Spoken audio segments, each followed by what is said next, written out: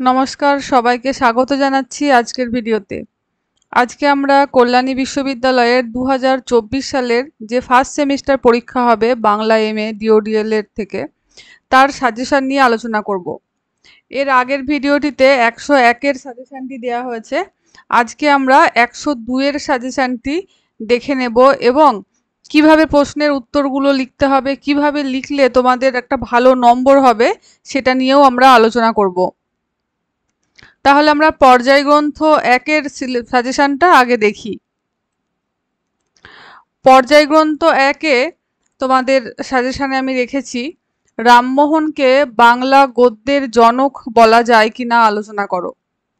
এখানে বাংলা গদ্যের যে সূত্রপাতটা, সেই গদ্য সাহিত্যের সূত্রপাতের ইতিহাসটা কিছুটা আলোচনা করে রামমোহনকে বাংলা গদ্যের কতটা ধারক বাহক এবং জনক বলা যায় সেই বিষয় নিয়ে আলোচনা করতে হবে।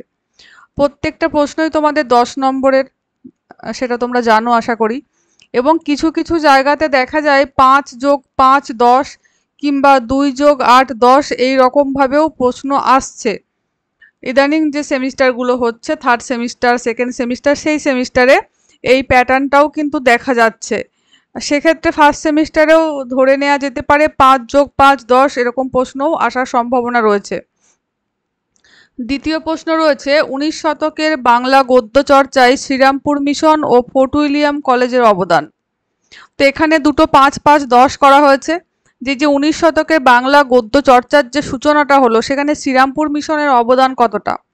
এখানে শ্রীরামপুর মিশন এবং ফোর্ট উইলিয়াম কলেজ দুটোরই অবদানের কথাটা আলোচনা করতে হবে।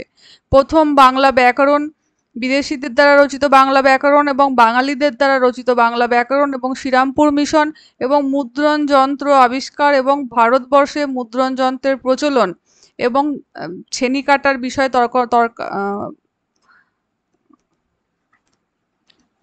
পঞ্চানন তর্কালঙ্কারকে দিয়ে যে ছেনি কাটার ব্যাপারটা রয়েছে, সেই বিষয়টাও কিন্তু এখানে আলোচনা করতে হবে।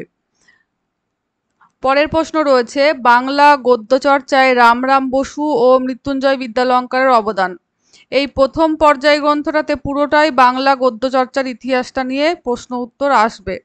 এখানেও রামরাম বসু এবং মৃত্যুঞ্জয় বিদ্যালঙ্কার দুটো একসাথেই আসে, কারণ রামরাম বসু কিংবা মৃত্যুঞ্জয় বিদ্যালঙ্কার আলাদা আলাদা করে প্রশ্ন দিলে 10 নম্বরের প্রশ্ন উত্তর লেখা সম্ভব হয় না, যেহেতু বিষয়বস্তু খুবই কম। পরের প্রশ্ন বাংলা গদ্য চর্চার ক্ষেত্রে পর্তুগিজ মিশনারিদের অবদান আলোচনা করো। পর্তুগিজ দোম অ্যান্তোনিও দে রোজারিও, এগুলো লিখতে হবে। এবং এই যে পর্তুগিজ মিশনারিরা ভারতবর্ষে এসে যে ধর্মপ্রচার করার উদ্দেশ্যে তারা আসলেন, এবং আসার পরে এই যে বাংলা গদ্য চর্চার ক্ষেত্রে তারা কিভাবে ইনভলভড হয়ে পড়লেন, কিভাবে তাদের লেখা বাংলা ব্যাকরণ এদেশে একটা গদ্য চর্চার পথটাকে প্রশস্ত করে দিল, সেই বিষয় নিয়ে আলোচনা করতে হবে। পর্যায় গ্রন্থ 2 এ দেখব কি কি সাজেশনে রয়েছে। পর্যায় গ্রন্থ 2 এ বাংলা প্রবন্ধ সাহিত্যে অক্ষয় কুমার দত্তের অবদান আলোচনা করো। দ্বিতীয় প্রশ্ন যুগসন্ধির কবি ঈশ্বরগুপ্ত। এই ঈশ্বরগুপ্ত প্রশ্নটা খুব ইম্পর্টেন্ট একটি প্রশ্ন। ঈশ্বরগুপ্তকে কেন যুগসন্ধিক্ষণের কবি বলা হয়, এই প্রশ্নটা খুব আসে এবং এই বছরের জন্য 2024-এর জন্য খুবই ইম্পর্টেন্ট একটি প্রশ্ন। পরের প্রশ্ন বঙ্কিমচন্দ্র ও বঙ্গদর্শন। এক্ষেত্রে প্রশ্ন এইভাবে আসতে পারে বাংলা গদ্য চর্চার ক্ষেত্রে বঙ্গদর্শন পত্রিকার ভূমিকা কতটা, এবং কিংবা বাংলা গদ্য চর্চার সমৃদ্ধির ক্ষেত্রে বঙ্কিমচন্দ্রের বঙ্গদর্শন পত্রিকার অবদান আলোচনা করো। পরের প্রশ্ন রবীন্দ্রনাথের নাটক কাব্য প্রবন্ধ 3টেকে রাখা হয়েছে, 3টে একসাথে আসে না, এগুলো প্রতিটা আলাদা আলাদা করে প্রশ্ন আসে। হয় নাট্য সাহিত্যে রবীন্দ্রনাথ ঠাকুরের অবদান, অথবা কাব্যে, অথবা প্রবন্ধে, যে কোনো একটি আসবে, কিন্তু 3টেই পড়তে হবে এবছর। পর্যায় গ্রন্থ 3 এ দেখব কি কি সাজেশনে রয়েছে। নাট্যকার মধুসূদন, মাইকেল মধুসূদন দত্তের নাটকের ক্ষেত্রে কি কি অবদান রয়েছে। এক্ষেত্রে মাইকেল মধুসূদন দত্ত এই যে নাট্যকার হিসেবে তার সাহিত্য জীবন শুরু হলো, মানে বাংলা নাটকের ক্ষেত্রে। এর আগে তিনি ইংরেজিতে কাব্য চর্চা করার কথা ভেবেছিলেন এবং শুরুও করেছিলেন, কিন্তু সেই পথটিতে তিনি সফলতা পাননি। পরবর্তীকালে কলকাতায় এসে যখন রামনারায়ণ তর্করত্নের রত্নাবলী নাটকের অভিনয় দেখছিলেন, সেটা দেখে বাঙালিরা অলীক কুনাট্য রঙ্গে মজে আছে একথা বলে তিনি শর্মিষ্ঠা নাটক রচনার ক্ষেত্রে হাত দেন। তারপর থেকেই নাট্য সাহিত্যে তার প্রশস্ত পথ চলা। সেই মাইকেল মধুসূদন দত্তের নাটকের কোন কোন নাটকগুলি লিখেছেন সাল উল্লেখ করে এবং নাটকের বিষয়বস্তু এবং শেষে কনক্লুশন টানতে হবে নাট্য সাহিত্যে তার কৃতিত্বর কথা বলে। পরে রঙ্গলাল বন্দ্যোপাধ্যায়, কাব্যের ক্ষেত্রে আসে এটা, যে কাব্যের ক্ষেত্রে রঙ্গলাল বন্দ্যোপাধ্যায়ের অবদান আলোচনা করো। পরের প্রশ্ন বঙ্কিমচন্দ্রের উপন্যাস। এখানেও বঙ্কিমচন্দ্রের উপন্যাসের একটা ভালো, যে কোনো প্রশ্নের উত্তর কিভাবে লিখলে ভালো একটা নম্বর আসবে আমি সেটা ভিডিওর শেষে গিয়ে বলছি। বঙ্কিমচন্দ্রের উপন্যাস সাহিত্যটা নিয়ে আলোচনা করতে হবে। প্রত্যেকটা উপন্যাসের বিষয়বস্তু, চরিত্র এবং সেই উপন্যাসগুলি কিভাবে বাংলা সাহিত্যকে সমৃদ্ধ করেছে সেই বিষয়গুলোটা নিয়ে আলোচনা করতে হবে। পরে বিহারীলালের কাব্য, বিহারীলালের কাব্যটাও খুব ইম্পর্টেন্ট।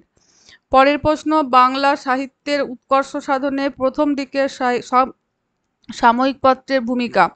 প্রথম দিকের সাময়িক পত্র বলতে সেই দিগদর্শন পত্রিকা, বাঙ্গাল গেজেট পত্রিকা, এই সমস্ত পত্রিকাগুলোর কথা আলোচনা করতে হবে, মানে প্রথম দিকের যে বাংলা পত্রিকাগুলো রয়েছে।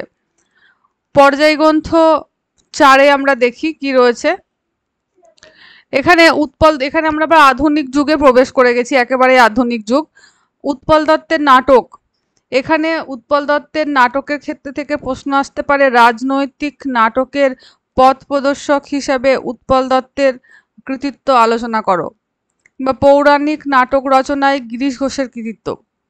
পরের প্রশ্ন লেবেদফের বেঙ্গলি থিয়েটার। গল্পকার মানিক বন্দ্যোপাধ্যায়। যদি কথা সাহিত্যে মানিক বন্দ্যোপাধ্যায় আসে তাহলে উপন্যাস এবং ছোট গল্প দুটোই লিখতে হবে, কিন্তু যদি শুধুমাত্র গল্পকার আসে তাহলে মানিক বন্দ্যোপাধ্যায়ের গল্পগুলোকে নিয়ে আলোচনা করতে হবে। স্বামী বিবেকানন্দ, স্বামী বিবেকানন্দ বাংলা গদ্য চর্চার ক্ষেত্রে আসে। দীনবন্ধু মিত্রের নাটক নিয়ে প্রশ্ন আসতে পারে, কিংবা বিভূতিভূষণ বন্দ্যোপাধ্যায়ের উপন্যাস নিয়ে। যদি কথা সাহিত্যে বিভূতিভূষণ বন্দ্যোপাধ্যায় আসে তাহলে উপন্যাস এবং ছোট গল্প দুটোর কথাই বলতে হবে, কিন্তু যদি শুধুমাত্র উপন্যাসের ক্ষেত্রে আসে তাহলে শুধু বিভূতিভূষণের উপন্যাস নিয়ে আলোচনা করতে হবে। তো এবার এই প্রশ্নগুলোর উত্তর কিভাবে লিখলে তোমাদের 10-এর মধ্যে 7, 6.5 কিংবা 7.5 এই ধরনের নম্বর আসবে সেটা নিয়ে আমরা আলোচনা করব।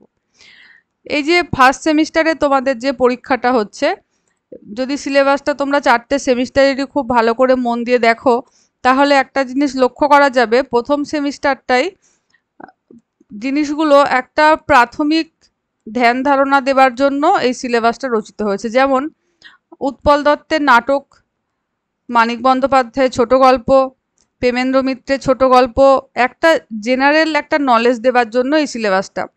এই ধরনের প্রশ্নের উত্তরগুলোতে ভালো নম্বর পেতে গেলে প্রথম দিকে একটা ভূমিকা দিতে হবে। সেটা যাদের পক্ষে সম্ভব ইংরেজিতে ভূমিকা দেওয়ার তারা ইংরেজিতে ভূমিকা দিতে পারো। এবং তারপরে যদি এরকম প্রশ্ন আসে যে পৌরাণিক নাটক রচনায় গিরিশ ঘোষের কৃতিত্ব, কোনো একটা ইংরেজি কোটেশন কিংবা বাংলা ভালো একটা কোনো কোটেশন দিয়ে গিরিশ ঘোষের পৌরাণিক নাটক রচনাটা শুরু করা যেতে পারে। তারপরে পৌরাণিক নাটক ব্যাপারটা কি এটা একদম অল্প করে লিখে গিরিশ ঘোষের পৌরাণিক নাটক রচনায় কি অবদান আছে এইভাবে শুরু করতে হবে, এবং তারপরে প্রথম প্যারাগ্রাফের শেষটা এইভাবে দিয়ে শেষ করতে হবে যে গিরিশ ঘোষের পূর্বাপর নাটকগুলি আলোচনা করে তার পৌরাণিক নাটক রচনার ক্ষেত্রে কি কৃতিত্ব রয়েছে সেটা আমি আলোচনা করব। আমরা কথাটা উল্লেখ না করাই ভালো, যেহেতু পরীক্ষার খাতাটা একজন ব্যক্তি বিশেষের নিজস্ব, সেক্ষেত্রে আমরা কথাটা বলা যাবে না। তারপরে গিরিশ ঘোষ কি কি নাটক লিখেছেন, বিখ্যাত যে নাটকগুলো রয়েছে সেই নাটক, জনা নাটকটাকে খুব ভালো করে লিখতে হবে, বিল্লমঙ্গল নাটকটা লিখতে হবে, এবং আরও যেসব পৌরাণিক নাটকগুলো রয়েছে সেইগুলোকে নিয়ে আলোচনা করে এবং শেষে উপসংহারে গিয়ে এই নাটকগুলি রচনা করে বাংলা সাহিত্যকে তিনি কতটা সমৃদ্ধ করেছেন সেই বিষয়টিকে দেখাতে হবে। এই নোটটা 3 পাতা হলে 10 নম্বর প্রশ্নের জন্য একদম অ্যাপ্রোপ্রিয়েট। হাতের লেখা সুন্দর করে, একটা মার্জিত হাতের লেখা, বানান ভুল ছাড়া, যেহেতু মাস্টার্সের পরীক্ষা হচ্ছে এটা, বানান ভুলের জন্য কিন্তু 3টে বানান ভুলে 1 নম্বর কাটা যাবার নিয়ম আছে। সেটা মনে রেখে কিন্তু পরীক্ষার খাতায় লিখতে হবে। তো এবারে এর কেন বললাম একটা জেনারেল ধারণা দেবার জন্য, এই যে আমরা ফার্স্ট সেমিস্টারে পৌরাণিক নাটক রচনায় গিরিশ ঘোষ পড়লাম, এবার সেকেন্ড সেমিস্টারে গিয়ে কিন্তু জনা নাটকটি রয়েছে, তখন আমরা গিয়ে জনা নাটকটা পুরো পড়বো এবং জনা নাটকের যে প্রশ্ন উত্তরগুলো আমাদের পরীক্ষায় আসবে। থার্ড সেমিস্টারে আবার যখন যাব তখন স্পেশাল পেপার থাকবে আমাদের, যদি যে নাটক নেবে সে নাটক, যে ভাষাতত্ত্ব সে ভাষাতত্ত্ব, সেখানে একদম ডিটেলস। এবং ফোর্থ সেমিস্টারে গিয়ে তোমাদের গবেষণাপত্র লিখতে হবে, যে এত 3টে সেমিস্টারে তোমরা যা পড়াশোনা করলে, যা জ্ঞান অর্জন করলে, সেটা থেকে তোমার নিজস্ব দৃষ্টিভঙ্গির দ্বারা তোমাকে নিজের একটা মানে ইউনিক বলা যায় একটা গবেষণাপত্র রেডি করতে হবে। সেই জন্য প্রথম সেমিস্টার থেকেই পড়াশোনাটা খুব ভালো করে করতে হবে। ডিস্ট্যান্স মানে এমন নয় যে এটা কোনো রকম লিখে আসলেই হয়ে যাবে। ডিস্ট্যান্সের খাতা কিন্তু যথেষ্ট মর্যাদা সহকারে দেখা হয় এবং নম্বরও কিন্তু যথেষ্ট ভেবেচিন্তে এবং ভালোভাবেই নম্বরটা দেয়া হয়। এই নম্বরগুলো ভালো থাকলে পরবর্তীকালে নেট সেট পরীক্ষা, পিএইচডি করা এবং উচ্চতর শিক্ষার ক্ষেত্রে কিংবা চাকরির পরীক্ষার ক্ষেত্রে তোমাদের অনেকটা ধাপ তোমরা এগিয়ে যাবে। তো 102 পরীক্ষা ভালো হোক সবার, এই শুভকামনা দিয়ে আজকের ভিডিওটি শেষ করছি।